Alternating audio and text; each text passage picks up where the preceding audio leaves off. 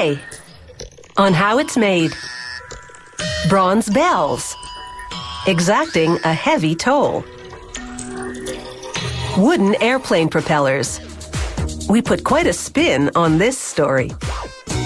Charcoal briquettes. We grilled the factory for their secrets. And gas log fireplaces.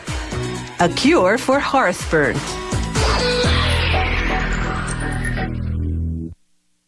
Throughout history, bells have played both practical and ceremonial roles.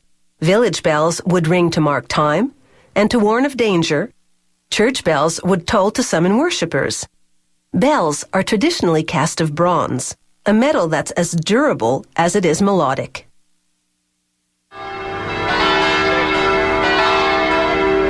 There'd be neither swing nor ring without a mold, and only a quality mold makes a quality bell. They make the mold using a pattern. This particular bell will have decorative lines on the surface, which will require a separate mold made from this 5-piece pattern. After greasing the surface with a release agent, they lower a wooden casing around it. This casing will contain a mix of fine silica sand and epoxy they'll use to make the mold. Workers pack it tightly between the pattern and casing. The epoxy sets in 10 minutes, and they now have a sand mold with which to cast the bell's decorations. They still need a mold to cast the bell itself. They make it with this aluminum pattern. After spraying it inside and out with a release agent, they lower the decoration mold they just made right over it. Then, on top of that, a steel casing to contain the sand mix.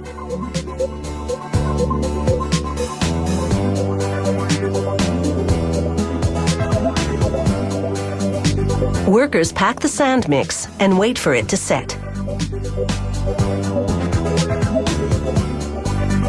Then they flip the casing and add another section to it to contain even more sand mix. But before the next load of sand, they insert what's called the gate.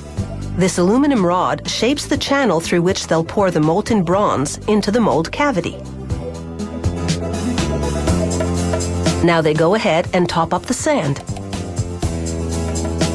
Next, they form a funnel around the central channel because it's pretty well impossible to pour the molten bronze directly into such a small hole.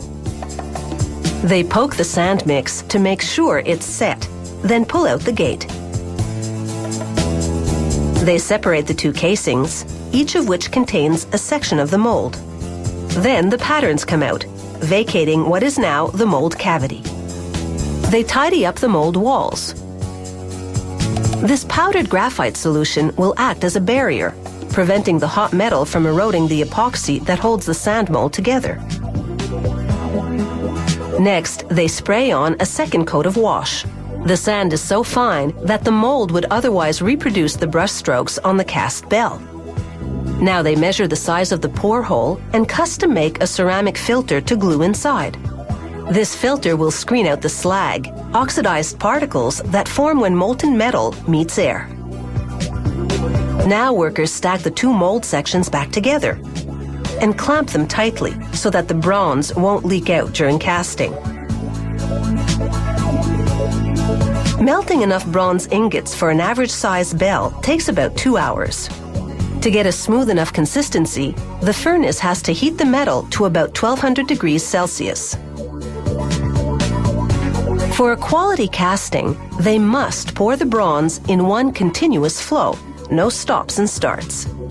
The funneling basin they made in the sand prevents overflowing. The bronze takes about half an hour to solidify and up to 24 hours to cool. Workers remove the sand mold with a jackhammer, being very careful not to hit the bell inside. The extracted bell is covered in a residue of burnt epoxy. They remove it with a wire brush. Then they disengage the gate with one well-aimed strike of a sledgehammer. Now they mark the exact center point of the bell. That's where they'll install the hardware from which the bell will hang. They drill a small hole, then gradually drill it larger and larger. They can't bore a big hole in one shot because the friction-induced heat would crack the bell. They tip the bell on its side to hang the clapper, the proper term for the bronze hammer inside. Every bell this factory produces goes through 6 stages of polishing, starting with a coarse grinding belt and finishing with a fine cloth buffing wheel. 2 hours of polishing later, the bell looks as beautiful as it sounds. And that is the toll story.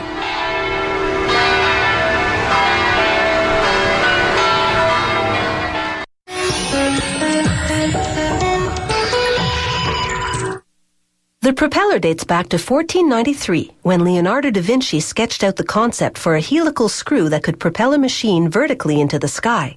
The propeller is still occasionally referred to as an air screw, a term that accurately reflects its basic design and function.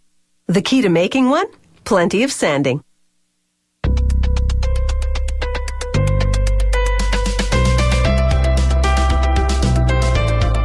Wood propellers start out as a laminated block of maple wood.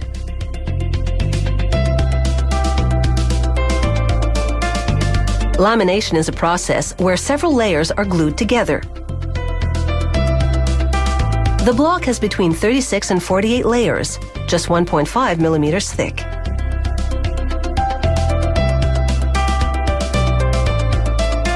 Depending on the model, workers select a master pattern that is between 1 and 2 meters long. They lay this pattern over the maple block and mark a 1-inch center hole.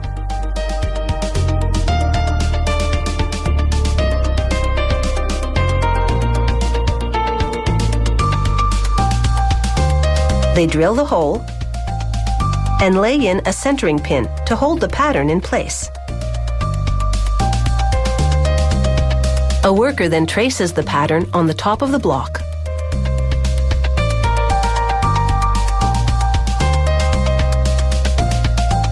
He then cuts the outline with a bandsaw. This is the propeller's profile.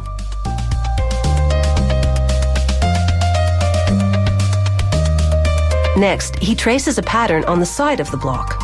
This is the propeller's pitch. Pitch is the amount of twist in a propeller's blades, which dictates the amount of propeller thrust. Using a pattern guide, he marks where the pitch blends into the center hub, then removes the bulk of the pitch with a bandsaw.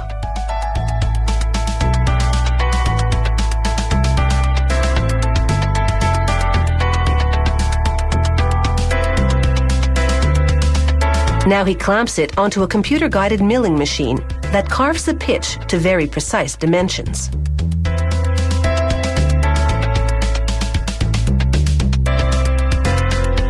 The machine's carbide-tipped cutters remove 1/100th of a centimeter per pass.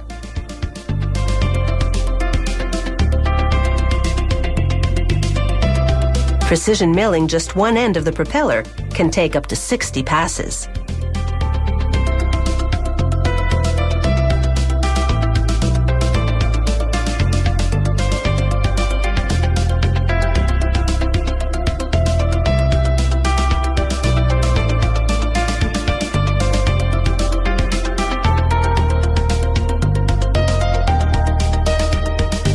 Next, he shapes the airfoil with a bandsaw. The airfoil is the side of the propeller that is shaped like an airplane wing and produces forward thrust.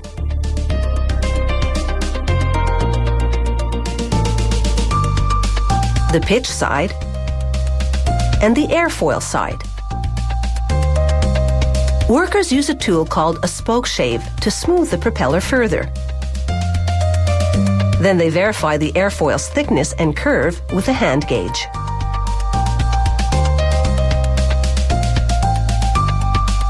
Next, they spray on a contrasting color that will help them when they begin smoothing the propeller.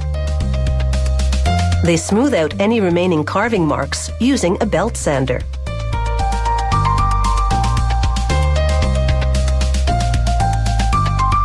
Then they check the propeller for balance.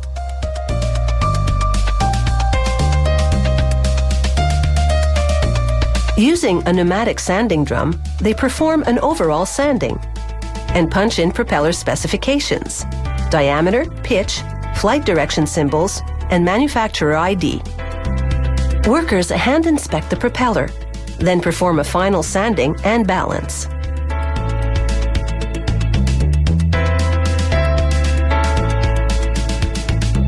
They spray on a coat of clear enamel to seal the wood.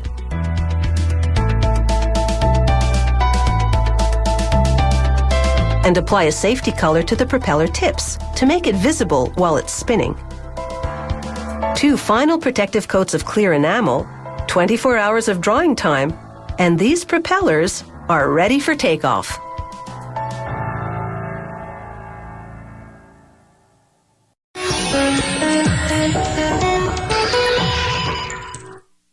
The charcoal briquette was invented in 1897, but interest in it was slow burning, so to speak, until the 1920s.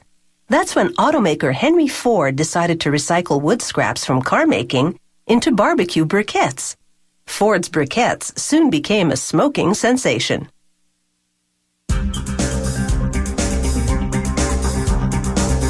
Barbecuing with charcoal has become immensely popular since Ford's time, and every year, several million tons of wood scraps are converted into high-quality charcoal briquettes. Today, charcoal briquette production starts with sawdust and wood chips from lumber mills. A truck unloads it all into a pit.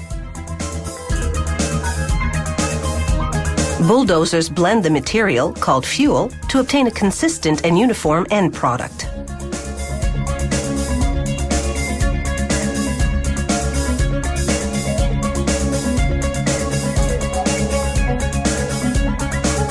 As the mix travels up a conveyor, an electromagnet removes any metal contaminants.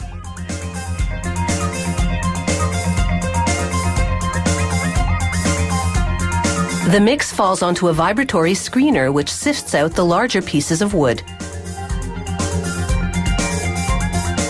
At this point, the fuel is still very moist. To dry it, a worm screw draws the mix up into a long rotating dryer. The dryer heats the wood mix to a searing 760 degrees Celsius. The dryer is sealed to prevent oxygen from leaking in. This allows the wood to dry without catching fire.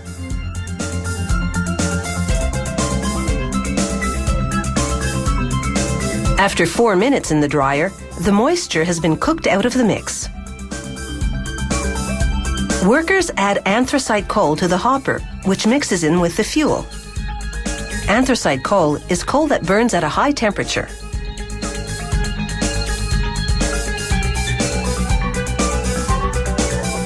Then they mix in lime.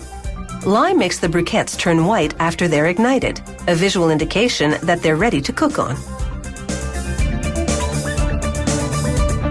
The mix, now blackened, passes under a second electromagnet to remove any metal that could damage the downstream equipment. Finally, workers blend in cornstarch, which binds the ingredients together.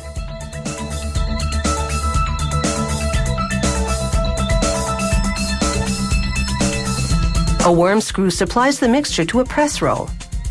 A constant spray of water keeps the mixture from sticking to it.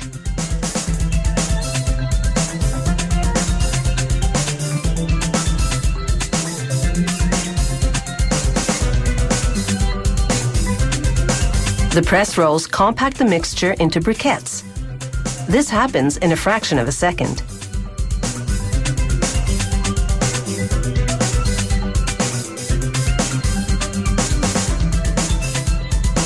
The briquettes contain 35% moisture and are very soft.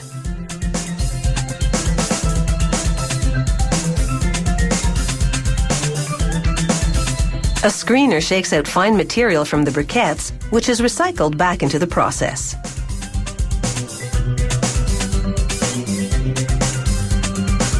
A sweep belt transports and distributes the briquettes in a 250-foot drying tunnel. They're heated to 140 degrees Celsius for 2.5 hours. This will reduce their moisture level from 35% to just 5%. The lower the moisture level, the better it burns. A conveyor transports the briquettes to automated scales that weigh them for packaging. Every portion is the same, plus or minus 1 briquette. They release the briquettes, and robots below move the bags into position to capture them.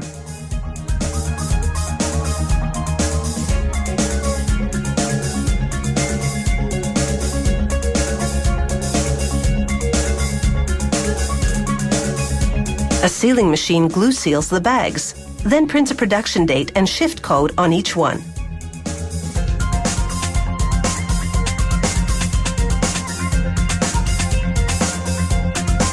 You have to admit, there's a whole lot of barbecue tradition that goes into grilling with charcoal briquettes. And who can resist the smoky flavor of charcoal grilled food?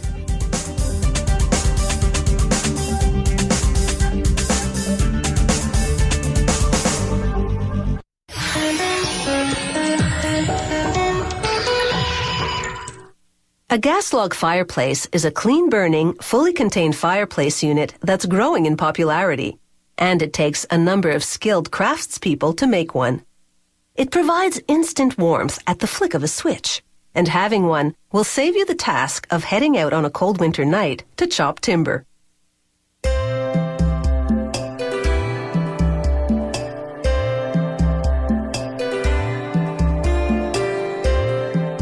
To make a gas log fireplace, they first screw fittings to a gas control valve. Then the valve and gas pilot to the frame. The gas pilot is a small flame that burns continually, enabling you to ignite the gas instantly. They cap the control valve with knob extensions that allow the user to control the flame intensity from outside the fireplace.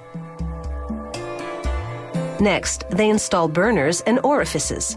The orifice controls the gas flow in each of the burners. They attach an electrical connection from the gas pilot to the control valve. Adjust the length of the gas pilot supply line and screw the line to the control valve. Finally, he attaches the line to the gas pilot. The fireplace's ignition system is complete. For safety, workers attach a device called a thermocouple to the control valve. If the flame ever goes out, the thermocouple cuts the gas supply. The unit now undergoes testing to ensure that there are no leaks.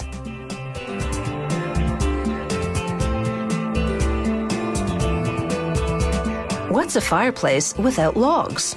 Even if they're replicas of the real thing. This factory makes artificial logs from a mixture of fire-resistant ceramic fibers and a liquid resin that binds the fibers together.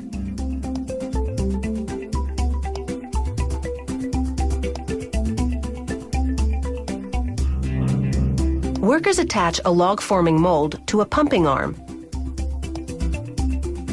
then immerse the arm in the mixture. The mixture fills the mold cavity. The mixture is soft when it comes out of the mold and is held together by the dense interwoven layers of fibers. They trim off the excess fiber and place the log on a baking rack. Then it's into an oven at 232 degrees Celsius for 5 hours.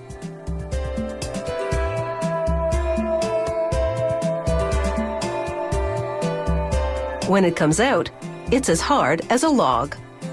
Workers remove the sharp edges with a rasp. Then dip the log in a mixture of binder and heat-resistant paint.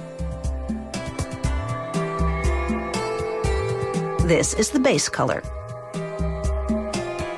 Over that, they hand paint details replicating the look of charred wood.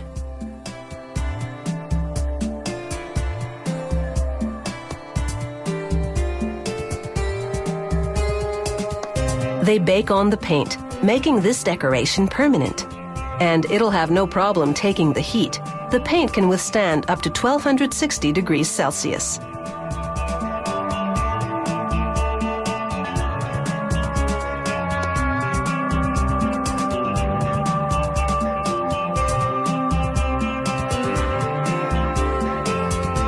Back in the testing department, workers calibrate and verify the mechanism that adjusts the fireplace flame.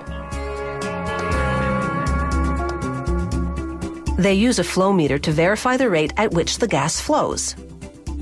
The back burner produces a yellow flame, while the front burner gives off a reddish glow. Combined, they look more realistic. Workers package the individual components and includes some lava rock. It simulates a bed of ashes underneath the logs.